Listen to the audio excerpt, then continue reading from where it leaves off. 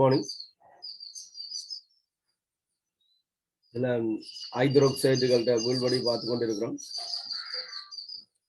ஹைட்ரோக்சைடுகள்கிட்ட வீழ்வடிவில் குரோமியத்தின் கோபால்ட்டின் சட்டனின் ஹைட்ரோக்சைடுகள் மிக NaOHல சிக்கலாயனை தோற்றுவிப்பதன் மூலம் கரையும் என்று சொல்லியிருக்கேன். ஏனைய ஹைட்ரோக்சைடுகள் மிக NaOHல கரைவதில்லை. நான் உங்களுக்கு முதல்ல இந்த ஹைட்ரோக்சைடுகள் நிறங்கள் சம்பந்தமாக குறிப்பிட்டிருக்கேன். இதுதான் உங்களுக்கு நிறங்கள் தெரிய வேணும். இந்த நிறங்கள்ல ஒவ்வொரு புத்தகத்துல ஒவ்வொரு மாதிரி இருக்கும். ரிசோர்ஸ் புக்லயே வேடம் மாற்றப்படும் போது நிறங்கள் ஒரு மாதிரி இருக்கும். ஆகவே நிறங்கள் என்று வரும்போது சில குழப்பத்தை தான் ஏற்படுத்தும். அதுக்கு காரணங்கள் இருக்கின்றால் நிறம் செறிவில தங்கி இருக்க ஒரு இயல்பு.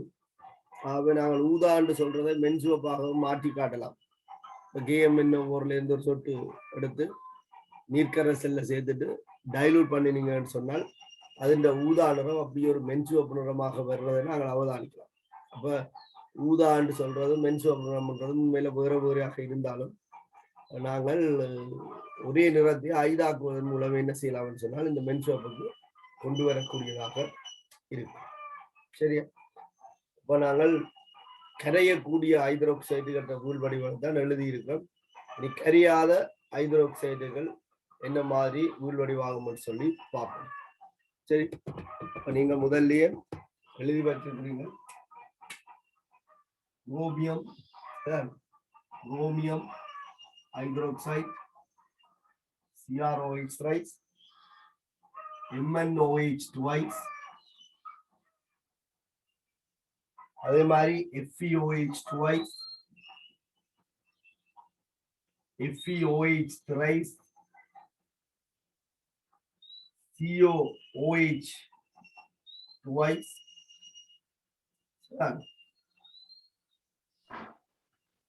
NiOH twice, அதே மாதிரி CgOH twice. இந்த ஹைட்ரோக்சைடுகளோட நிறங்கள் நான் உங்களுக்கு சொன்ன மாதிரி இது பச்சை, இது வெள்ளை, இது அழுக்கு பச்சை,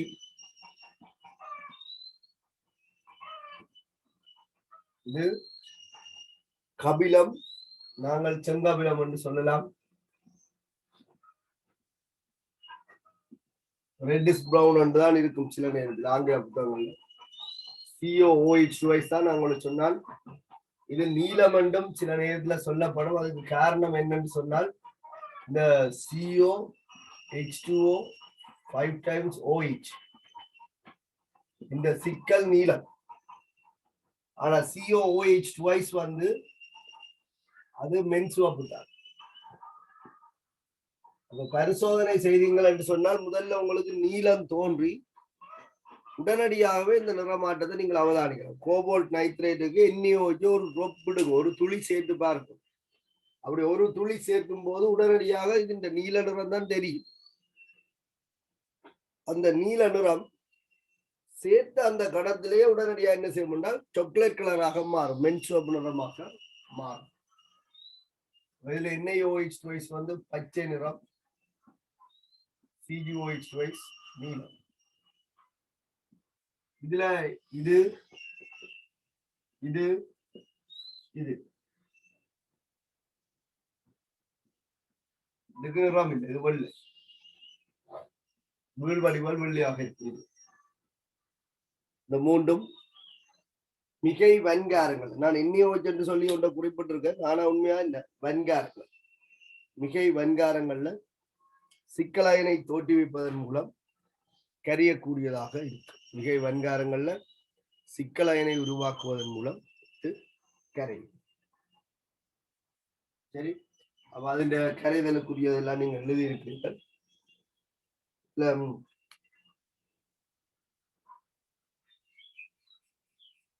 மற்ற ஹைட்ரோக்சைடு வீழ்வடிவம் தோன்றதை நாங்கள் நோட் பண்ணிக்கொள்வோம்.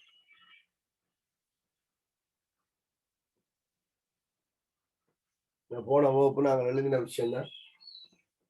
உங்களுக்கு இப்ப நிறம் வந்து பாடமாக இருக்க வரும்.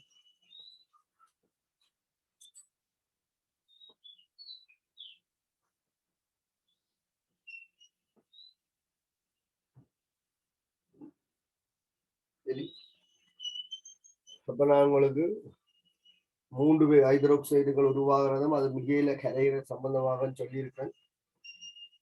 அதை தொடர்ந்து வர்ற ஏனையவை மிக எண்ணியோச்சில கரியாது. உங்களுக்கு இந்த தாக்கத்தை எழுதி கொள்ளுங்க. குரோமியத்துக்கு சிக்கலாக தோணும். இதை நீங்க இதுல நோட் பண்ணி கொள்ளுங்க. Cr H2O 6 times 3 plus ഇതിന്റെ நிறம் ஊதா. அதுகளை நீங்கள் கீழே போட்டுக் கொள்ளுங்க. 1க்கு 10 தடவை எழுதினீங்கன்னா தான் உங்களுக்கு அது ஞாபகத்துல ஊதா. இதுக்கு நாங்கள் OH மைனஸ் சேர்க்கிறோம். வெண்காரம் சேர்க்கும் போது இது முதல்ல CrOH திரைசாக வீழ்வடிவா. இந்த வீழ்வடிவு பச்சை நிறம். இது ஊன் பசை வீழ்வடிவு என்று சொல்லி சில புத்தகத்திலே இருக்கு, ஜோசிலே சொல்லப்படுது. ஊன் பசை. ஊன் பசை என்பது ஜெலாட்டின் குறை திண்மம். அதைத்தான் ஜெலாட்டினஸ் என்று சொல்றோம். ஜெலாட்டினஸ் என்பதால் அந்த ஊன் பசை. சரியான வீழ்வடிவுகள்ல அலுமினியம் ஹைட்ரோக்சைடு வந்து ஊன் பசை வீழ்வடிவுன்னு சொல்லியிருப்போம். அது மாதிரி CrOH திரைசும் ஊன் பசை ஜெலாட்டினஸ் வீழ்வடிவு. இதுக்கு நீங்கள் மிகையாக சேர்க்க கரைவதற்கு சொல்லி மேல படிச்சுக்கோங்க. மிகை OH மைனஸ்ல CrOH 6 times 3 minus. இது கரைசல். இதுவும் பச்சை. உங்களுக்கு பார்க்க தெரியும்.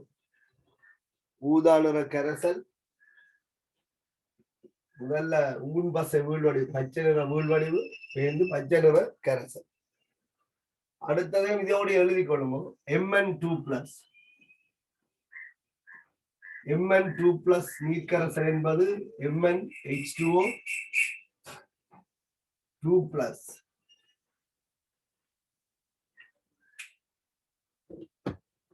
Mn2+ நீர்க்கரைசல். இது உங்களுக்கு தெரியும். மென் சிவப்பு. மென் சிவப்பு. இதுக்கு OH மைனஸ் சேர்த்தால் இது MnOH ட்வைஸாக வீழ்வடிவாகும். இதை நான் உங்களுக்கு வெள்ளை என்று சொல்லி சொன்னேன். நீர்ல கரையாது. வீழ்வடிவுகளை நாங்கள் இந்த மாதிரி ஒரு குறியீட்டால காட்டிக்கொள்வோம். வீழ்வடிவு வெள்ளை.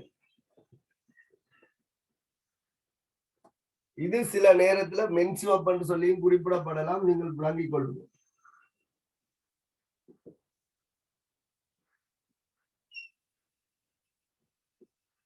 மிகை சேர்த்தாலும் MnOH ட்வைஸ் தான் என்றால் கரியாது. மிகையில கரியாது. மிகையில கரியாது. அப்ப இனிமேல் நான் அதங்கால போட மாட்டேன். மிகையில வந்து கரியாது.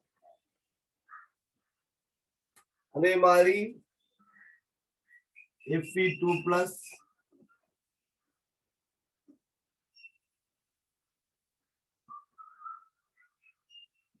மின் பச்சை என்று சொன்னாங்க.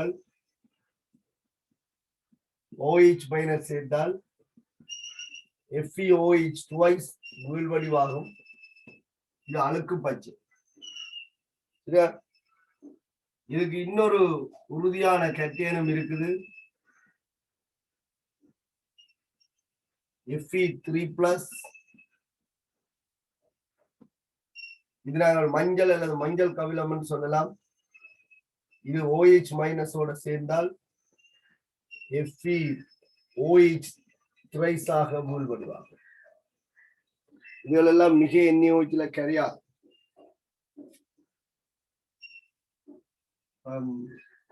COH2O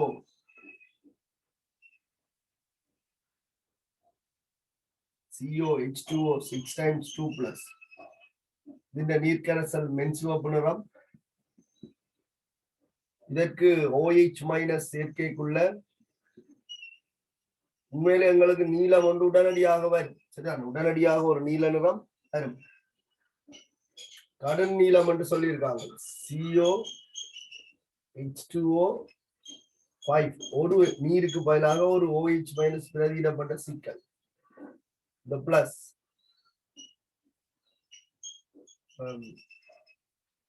கடும் நீலம் என்று சொல்லி இருக்கு புத்தகத்துல. கடும் நீலம்.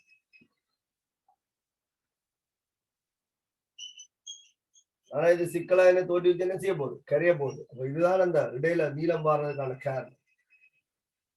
இது உடனடியாக என்ன செய்ய போனா COOH2 ஆக மாறும். இவர் வந்து மென்சிவம்.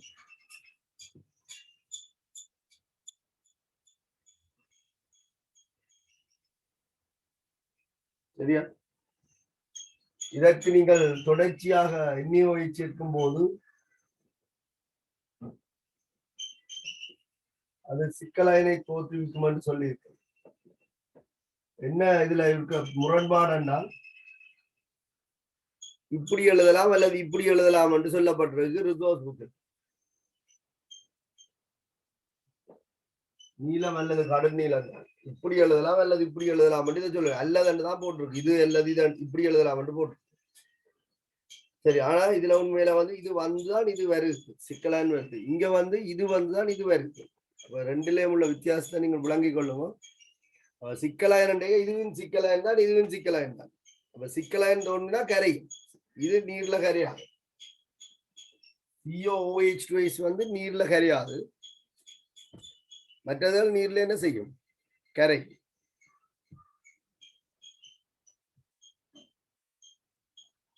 COOH2 வந்து நீர்ல கரையாது, மற்றதால் வந்து நீர்ல கரையக்கூடியதாக இருக்கு.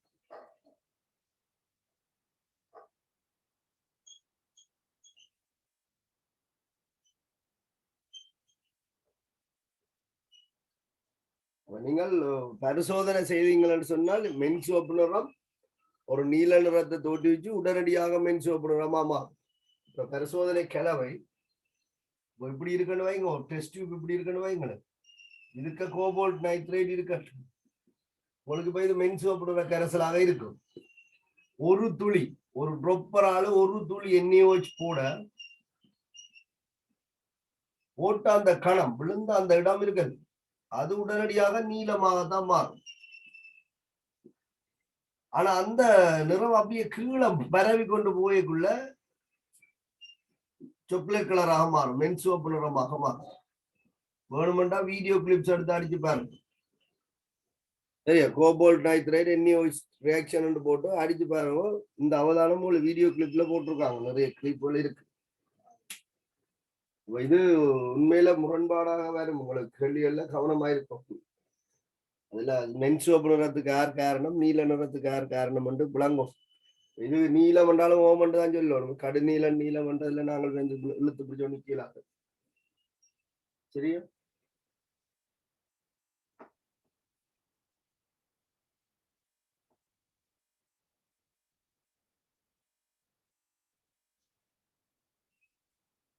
எழுதி கொள்ளுங்க, தாக்கங்கள் எல்லாத்தையும் எழுதி கொள்ளுங்க. குரோமியம், பெங்கனேஸ், ஃபெரம், கோபால்ட், நிக்கல், எண்ணெய் நிறங்களை நீங்கள் கிழக்குல போடும். இந்த நிறங்கள் உங்களுக்கு தரப்பட்டிருக்கு தானே.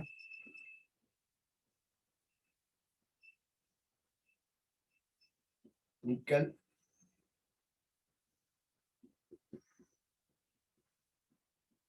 OH மைனஸ் வரும், NaOH2 வரும். இது பச்சைதான், இது கரைசல், இது வீழ்வடு.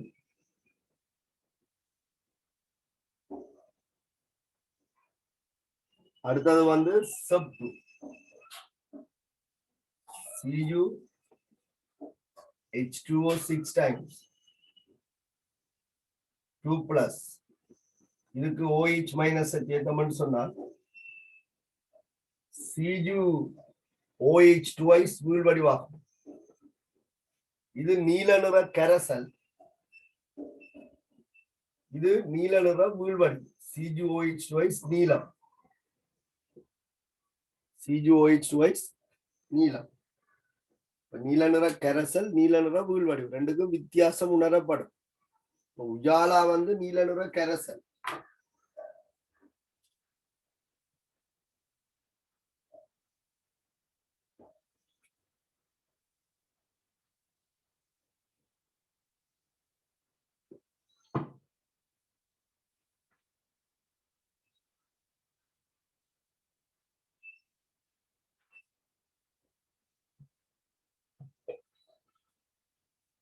சரியா எழுதுங்க, நான் அழிக்க போறேன்.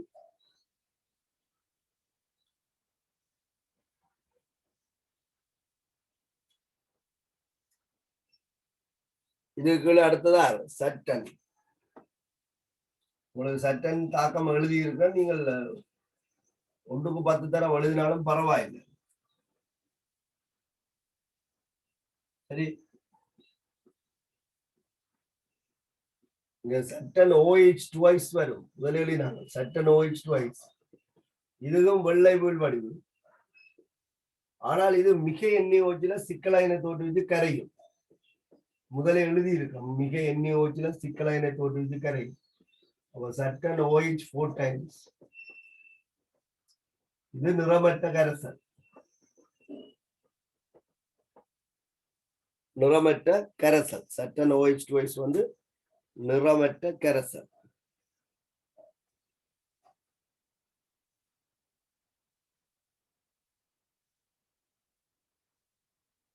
நிறமற்ற கரைசல்.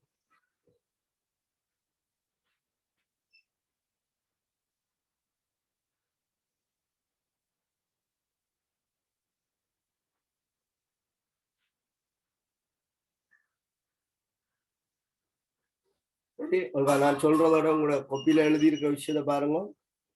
நாங்கள் டி குழு ஸ்கண்டியத்துல இருந்து பார்க்கலன்றதுல நீங்க தெளிவா இருங்க. சரி, தேவையானதை மட்டும் நாங்களே பார்த்துக்கொள்றோம். வேணுமெண்டா தேடி எடுத்து பார்க்கலாம். இதுல முக்கியமா தரப்பட்டதை தான் நான் தந்திருக்கேன். குரோமியம் நீர்க்கரசலுக்கு துளி துளியாக OH- சேர்க்கும் போது முதல்ல ஊன் பசை பச்சை நிற வீழ்வடிவு தோன்றி தொடர்ந்து NaOH சேர்க்கும் போது சிக்கலாயினை தோற்றியதன் மூலம் கரை. Mn2+க்கு OH- சேர்த்தோம்னு சொன்னால் MnOH2 வீழ்வடிவாகும். இந்த வீழ்வடிவு மிக NaOH கரைவதில்லை. ஆகவே நீங்கள் என்னதான் NaOH மேலதிகமாக சேர்த்தாலும் அதே வீழ்வடிவு அப்படியே அவதானிக்கப்படும். அதே மாதிரி FeOH2 Fe2+ நீர்க்கரசலுக்கு OH- சேர்க்க FeOH2 வரும். Fe3+ நீர்க்கரசலுக்கு OH- சேர்க்க FeOH3 வரும். இதுகளுக்கு நீங்கள் மிக NaOH தான் கரையாது. கோபால்ட் நீர்க்கரசல்லாம் நீங்கள் கவனமா இருக்கணும். என்றால் இது பரிசோதனை ரீதியாக செய்ய இந்த OH- ஒரு துளி சேர்க்க முதல் நீளம் வரும். உடனே மென்சுவப்படுறமா மாறும். அப்ப அது மென்சுவப்படுறதுக்கு காரணம் COOH2 தோன்ற நீளத்துக்கு காரணம் இந்த இவன்.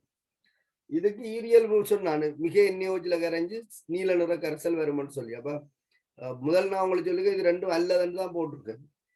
அப்படித்தான் அதுல போடப்பட்டிருக்கு. நீங்க விளங்கிக் கொள்ளுங்க. ஒரு துளி சேர்க்க இது தான் நீல நிறம் வரும்.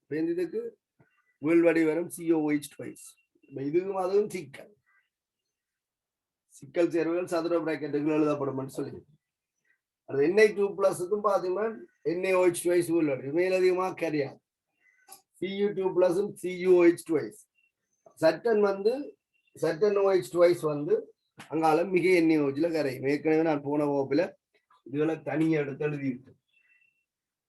உலகம் தனியை எடுத்து எழுதியிருக்கு.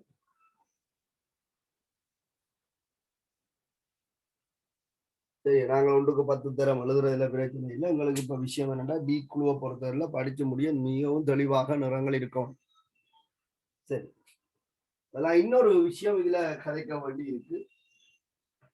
இதுல பெறப்பட்ட இந்த ஹைட்ரோக்சைடு வீழ்வடிவுகள்ல, சரியா, டி குழுவில பெறப்பட்ட இந்த ஹைட்ரோக்சைடு வீழ்வடிவுகள்ல 3 ஹைட்ரோக்சைடுகள் வந்து மிக NaOH கரையும் சொல்லி அவைக்கு ஸ்பெஷல் கரெக்டர் தந்திருக்கு.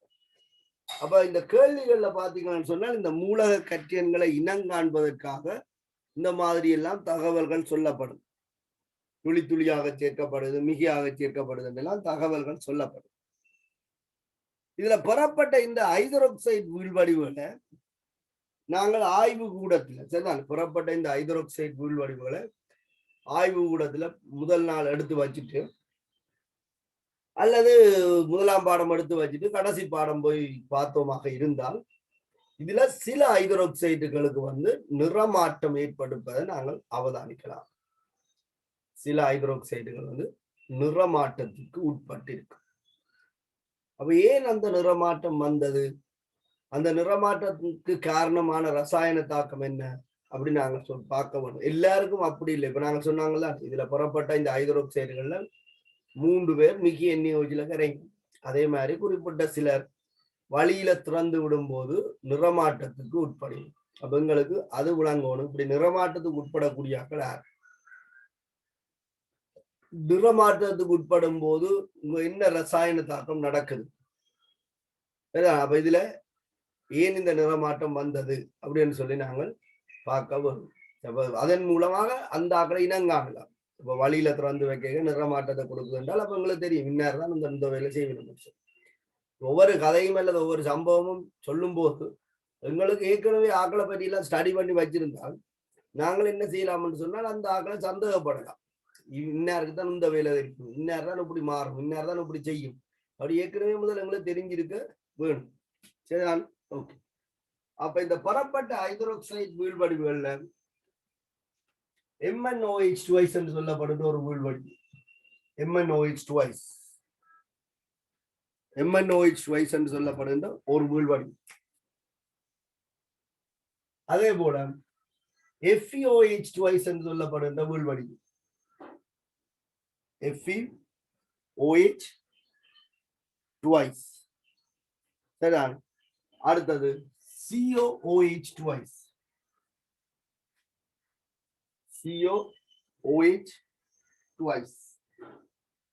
இந்த 3 பேருக்கும் சரியா, 3 பேருக்கும்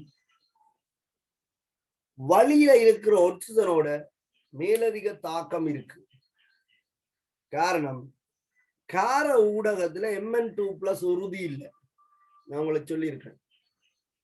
நேற்று என்ன கேட்டிருந்தவே H+MnO2 என்ன நிறம்னு சொல்லி. H+MnO2 என்பது அமில ஊடகத்துல இருக்காது, அதான் பிரச்சனை. MnO2ல இருக்கிற ஆக்சிஜன் அமிலத்தில இருந்து H+ பெற்று Mn2+ ஆக நீராக தாழ்த்தப்படும், நீராக மாறிடும், தாழ்த்தப்படாத மாறிடும். அப்ப Mn4+ நீர்க்கரசல் உறுதி இல்லை. சரிதான், Mn4+ நீர்க்கரசல் உறுதி இல்லை. அப்ப அது Mn4+ நீர்க்கரசலாகத்தான் அப்படின்ட்டு இருக்கணுமே தவிர அப்படி இருக்காது, MnO2 இருக்காது. ஆக்சைடுகள் நீர் ஊடகத்திலே இருக்காது, ஹைட்ரோக்சைடாக மாறுது. சரிதான்.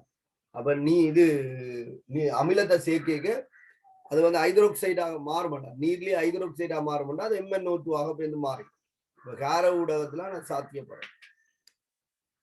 இதுல வந்து இந்த 3 ஹைட்ரோக்சைடுகளும் பாத்தீங்கன்னு சொன்னால் மேலதிக ஒரு ஒட்சியேட்டனுக்கு போகக்கூடிய ஆக்களா இருக்கணும். CO வந்து CO2+ இருந்து 3+ போகக்கூடிய ஆள். FeOH2 வந்து Fe3+ போகக்கூடிய ஒரு ஆள். இந்த MnOH2 கார ஊடகத்துல உறுதி இல்லை. அப்ப கார ஊடகத்துல இது என்னவாக இருக்கும், MnO2 இருக்கும்.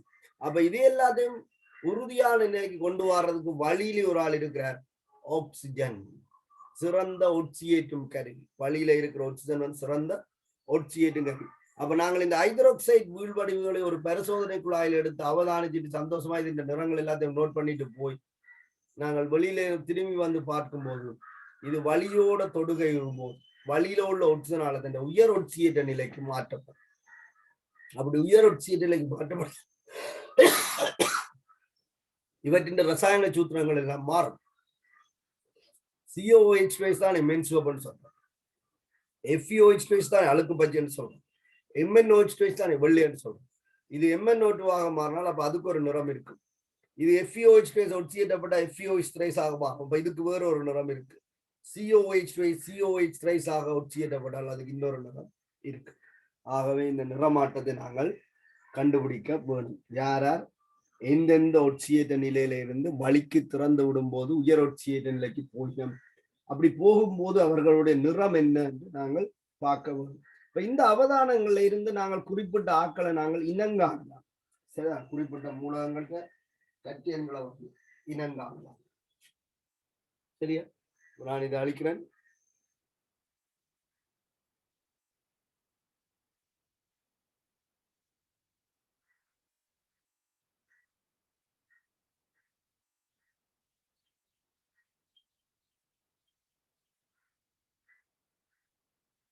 Mn2+ நீர் சேர்த்தா MnO2 வராது. நீர்ல தாழ்த்தப்பட இருக்கு, ஒட்சியேற்றப்பட இருக்கு. ஒரு கூறு ஒட்சியேற்றப்படும் போது இன்னொரு கூறு என்ன செய்யப்படும்? தாழ்த்தப்படும். அப்ப Mn2+ என்பது உறுதியான நீர்க்கரசல். அதற்கு நாங்கள் H2O சேர்த்தா அது Mn2+ நீர்க்கரசலாகவே இருக்கும். அதுல ஒட்சியேற்றம் நடக்க வேணும் என்று சொன்னால் அது ஒட்சியேற்றப்படுவதற்குரிய நிபந்தனையாக இருக்க வேண்டும். சாதாரண Mn2+ நீர் ஊடகத்துல ஒட்சியேற்றத்துக்கு உட்படாது. நீர்ல ஒட்சியேற்றப்படணும்னா நீர்ல இருக்கிற யாரோட தாழ்த்தப்படணும். அதுல ஒட்சிஜன் -2 ஒட்சியேற்ற நிலையில இருக்கு, தாழ்த்தப்பட இராது. ஐதரசன் Mn2+ தாழ்த்துவோம், உலோகம் தான் தாழ்த்து. ஆகவே அது சாத்தியப்படாது.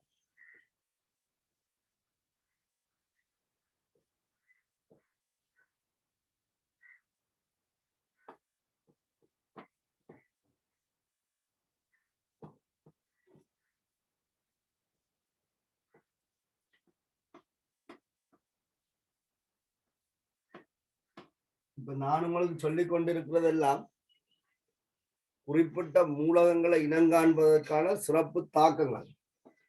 அவ்வளவு கட்டியன்கள்லையும் இந்த இயல்புகளை கண்டவுடனே நாங்கள் என்ன செய்வோம்னா சந்தேகப்படணும், யாராயிருக்கும்னு சொல்லி எல்லா மூலகங்களையும் பற்றி கொண்டு என்ன செய்யறேன், யோசிக்கிறேன்.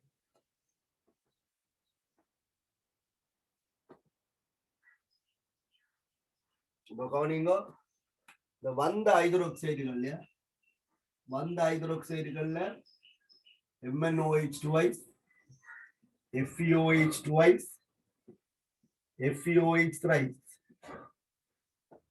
இதில் வந்து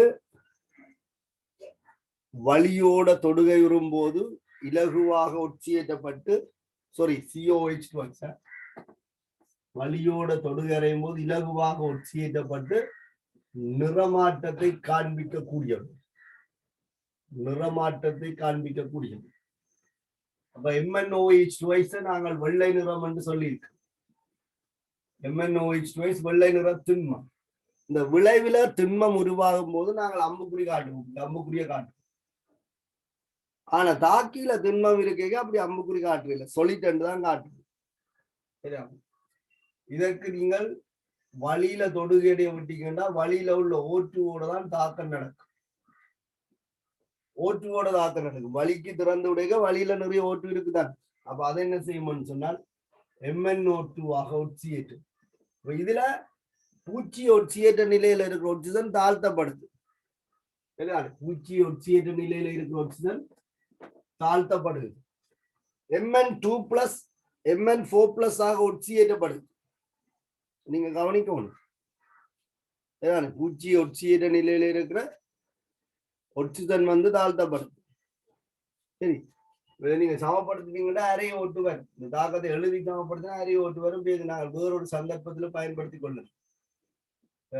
பீசமான பின்னத்துல இருக்கக்கூடாது, 2 ஆளை பெருக்கிக் கொள்ளும். அதை பொறுத்தது கூட இந்த ஒட்சியேற்றத்துக்குரிய தாக்கத்தை எழுத சொல்லி கேட்டால் உங்களுக்கு இப்ப நிறமாட்டத்தை விளங்கி கொடுக்கும். பெயர்ந்து நீங்க ரசாயன தாக்கத்தை சமப்படுத்துற பற்றி யோசிங்க. இப்ப உங்களுக்கு தேவையானது தான் MnOH twice என்று சொல்லப்படுகின்ற வெள்ளை நிற வீழ்வடிவு வலிக்கு திறந்து விடும் போது வழியில உள்ள ஒட்சிஜனால ஒட்சியேற்றப்பட்டு அது வந்து MnO2 ஆக மாறும்.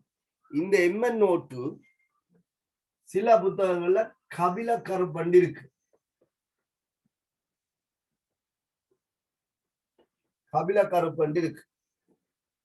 சில புத்தகத்துல கருப்பு அண்டு இருக்கு.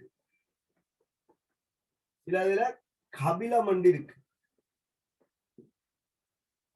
நான் ஒரு செமினாருக்கு என்ஐக்கு போன போது அங்க இருக்கிற ஒரு விரிவுரையாளர் சொன்னார், இந்த MnO2-வை நீங்கள் கபில கருப்பென்று சொல்லலாம் அல்லது கபிலம் என்று சொல்லலாம், ஆனால் கருப்பென்று சொல்லி கொடுக்க வேண்டாம்னு சொன்னார். ஆனால் இப்ப இருக்கிற ரிசோர்ஸ் புக்ல கருப்பண்டும் போட்டு இருக்கு. சரிதானே, கருப்பண்டும் போட்டு இருக்கு. உங்களுக்கு இதுல லைட் விழுகுது. இப்ப நீங்கள் குழம்பாங்க கருப்பா MnO2 நிறம் வந்து கருப்பென்றும் போட்டிருக்கு. நீங்கள் எழுதும் போது இந்த கருப்பு என்பதை தவிர்த்து கொள்ளுங்க. கபில கருப்புண்டா எல்லாத்துக்கும் பாதுகாப்பு தான். எந்த பக்கத்தால யோசித்தாலும் கபிலம் வந்து இல்ல கருப்பும் வந்து சரிதான். அப்ப MnO2 என்ன நிறம் கேட்டா கபில கருப்பன்னு சொல்லிடுவாங்க. கபிலம் என்று சொன்ன கருப்பன்னு சொன்னாங்க. சரியா? இத கருங்கபிலம் சொல்லி இருக்காங்க. கருங்கபிலம்.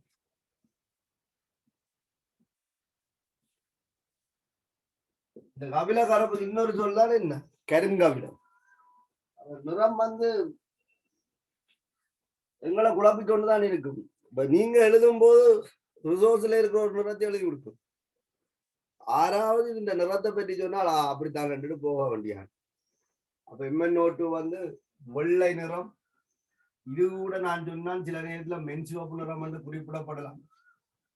MnOH twice கிரீம் கலர் என்று போட்டிருக்காங்க ரிசோர்ஸ்ல கிரீம். சரியா? வெள்ளை அல்லது மென்சிவப்பு கூட இதை கருதலாம். இது வழியில திறந்து விடும் போது கபில கருப்பு நிறமாக மாறும். அதே மாதிரி வழியில திறந்து விட மாறக்கூடிய இன்னும் ஒரு ஆள் வந்து FeOH twice. இவருக்கு இந்த தாள் ஒட்சியேற்ற ஆக்சைடு வந்து உறுதி இல்லை. தாள் ஒட்சியேற்ற ஆக்சைடு உறுதி இல்லை. நான் உங்களுக்கு முதலே சொல்லி இருக்கிறேன். இந்த தாள் ஒட்சியேற்ற நிலை கட்டியன்கள் வந்து இலகுவாக இலத்திரன்களை இழந்து உயர் ஒட்சியேற்ற நிலைக்கு செல்லும். அப்ப இந்த FeOH twice-ம் வழிக்கு திறந்து விடும் போது வழியில் உள்ள ஓட்டுவாள 3+ ஆக ஒட்சியேற்றப்படும். அப்ப இந்த FeOH twice ஆக மாறும். உங்களுக்கு வேறுடைய நிறம் தெரியும், அழுக்கு பச்சை. அது வந்து கபிலம், செங்கபிலம் சொல்லலாம், மஞ்சள் கபிலம் சொல்லலாம். சரிதானே? இது நிறமாட்டத்தை காண்பிக்கும்.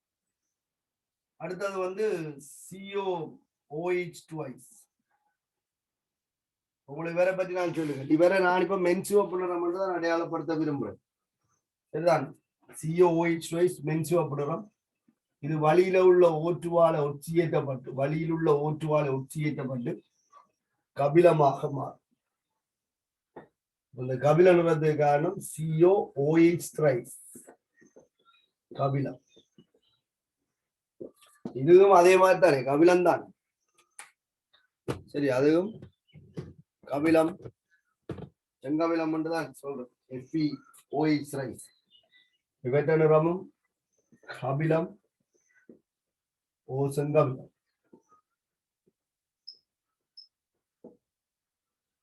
இது வந்து கபிலம். கிட்டத்தட்ட ஒட்சியேற்றப்பட்டு வார நிறம் வந்து ஒரே மாதிரி தான் இருக்கு. ஒட்சியேற்றப்படுவதன் மூலம் வார நிறம் ஒரே மாதிரி தான் இருக்கு. சரி, ஒட்சியேற்றப்படுவதன் மூலம் வார நிறம் வந்து ஒரே மாதிரி தான் இருக்கு. ஆனால் முன்னுக்கு இருக்கிற நிறம் வித்தியாசப்படுது. வெள்ளை, அழுக்கு பச்சை, மென்சிவம். அப்ப என்ன கலர்ல இருந்து என்ன நிறத்துக்கு மாறுது என்பதை பொறுத்து நாங்கள் R என்பதை இனம் கண்டலாம்.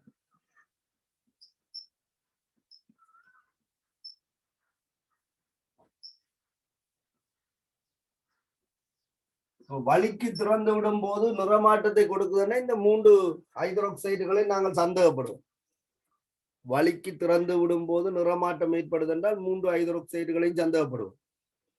சரியா? அப்ப இந்த 3 ஹைட்ரோக்சைடுகள்ல தொடக்க நிறம் ஒவ்வொருவருக்கும் ஒவ்வொரு மாதிரி இருக்கு. ஒரு ஆளுக்கு வெள்ளை, மற்றவருக்கு அழுக்கு பச்சை, மற்றவருக்கு மென் பச்சை. மென் சிவப்பு, மென் பச்சையில மென் சிவப்பு. பார்த்து கொண்டிருக்கும். சரியா? மென் சிவப்பு. இந்த 3 ஹைட்ரோக்சைடுகளும் வழியில வந்து நிறமாற்றத்தை காண்பிக்கக்கூடியது. இது வந்து MnO2 வந்து MnOH twice MnO2 ஆகும். FeOH twice FeOH thrice ஆகும். COOH twice COOH thrice ஆகவும் வழியாலே ஒட்சியேற்றப்படும். இந்த 3 கட்டிய ஒரு பாஸ் பேப்பர்ல ஒரு கேள்வி ஒன்று போடப்பட்டிருக்கு. சரியா? இவற்றின் ஹைட்ரோக்சைடுகள் வழியால இலகுவாக உட்சியேற்றப்படக்கூடிய ஹைட்ரோக்சைடு அப்படின்னு சொல்லி 1 2 3 4 5 கேள்வி. ஏதாவது ஒரு விடையத்தான் தெரிவு செய்யலாம். அதுல ஒரு விடை Mn2+ ஆக இருந்துச்சு, இன்னொரு விடை CO2+ ஆக இருந்துச்சு.